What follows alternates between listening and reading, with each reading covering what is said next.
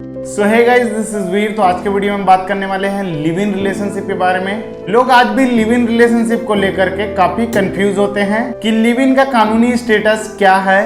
अगर live in में कोई लड़की लड़के के ऊपर रेप का केस डाल देती है तो क्या होता है, और लिव इन में अगर कोई बच्चा पैदा हो जाता है तो उसका कानूनी स्टेटस क्या होगा। लिव इन रिलेशनशिप पर कोई क्लियर लॉ नहीं है, जिसके चलते आए दिन प्रॉब्लम्स क्रिएट होते रहती हैं और लोग कोर्ट का दरवाजा खटखटाते रहते हैं। सबसे पहले हम समझ लेते हैं कि लिव इन का मतलब क्या होता है। लिव इन का मतलब होता है एक बालिग लड़की और लड़के का आपसी सहमति से पति पत्नी की तरह रहना ही लिव इन रिलेशनशिप कहलाता है। लिव इन कानूनी तौर पे पूरे तरह से वैलिड है और इस पे कानूनी अधिकार भी दिए गए हैं। इस तरह से डोमेस्टिक वायलेशन एक्ट के अंदर एक पत्नी को घरेलू हिंसा से प्रोटेक्ट किया गया है। इसी तरह से लिव इन में रहने वाली लड़कियों को भी डोमेस्टिक वायलेशन एक्ट के अंदर घरेलू हिंसा से प्रोटेक्ट किया गया है। अब बात आती है, अगर लिव इन में रहते ही लड़की लड़के के ऊपर रेप का केस करे तो आगे क्या होगा। सुप्रीम कोर्ट के कई सारे जजमेंट्स हैं जो ये कहते हैं लड़की का लड़के के ऊपर इस तरह से रेप का आरोप लगाया गया वैलिड नहीं होता, लेकिन इसमें एक कंडीशन है जिसमें लड़के को प्रूव करना पड़ेगा कि वो दोनों आपसी सहमति से ही लिव इन में रह रहे थे, क्योंकि लड़की के साथ उसके सहमति से किया गया सेक्स रेप के कैटेगरी में नहीं आता।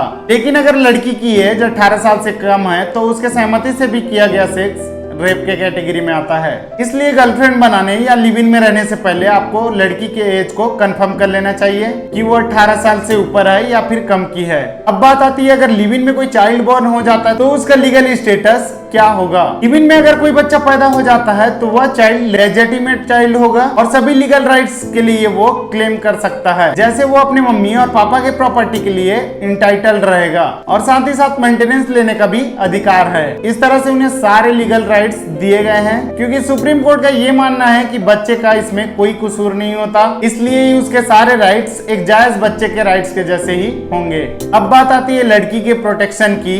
जैसे कि मैंने आपको पहले ही बताया, डोमेस्टिक वायलेशन एक्ट के अंदर जैसे एक पत्नी को प्रोटेक्ट किया गया है, वैसे ही एक लिव इन में रहने वाली लड़की को भी घरेलू हिंसा से प्रोटेक्ट किया गया है।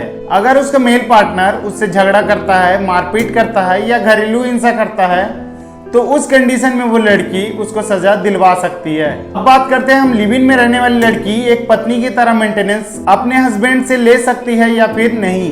लिव इन में रहने वाली लड़की एक लीगल वाइफ नहीं है, जिसके चलते वो अपने पार्टनर से मेंटेनेंस नहीं ले सकती। जिस तरह से सीआरपीसी सेक्शन 125 के अंदर एक पत्नी अपने पति से मेंटेनेंस के लिए हकदार होती है, इस तरह से लिव इन में रहने वाली लड़की अपने पार्टनर से मेंटेनेंस नहीं ले सकती। अब बात आती है प्रॉपर्टी में हिस्से की। जिस तरह से एक लीगल वाइफ अपने हस्बैंड के प्रॉपर्टी में हिस्सा ले सकती है, उस तरह से लिव इन में रहने वाली लड़की अपने पार्टनर से प्रॉपर्टी के लिए कोई क्लेम नहीं कर सकती। तो आई होप गाइस आज का वीडियो आपके समझ में आया ही होगा, और अगर वीडियो अच्छा लगे तो वीडियो को लाइक करें, अपने फ्रेंड एंड फैमिली के साथ शेयर करें।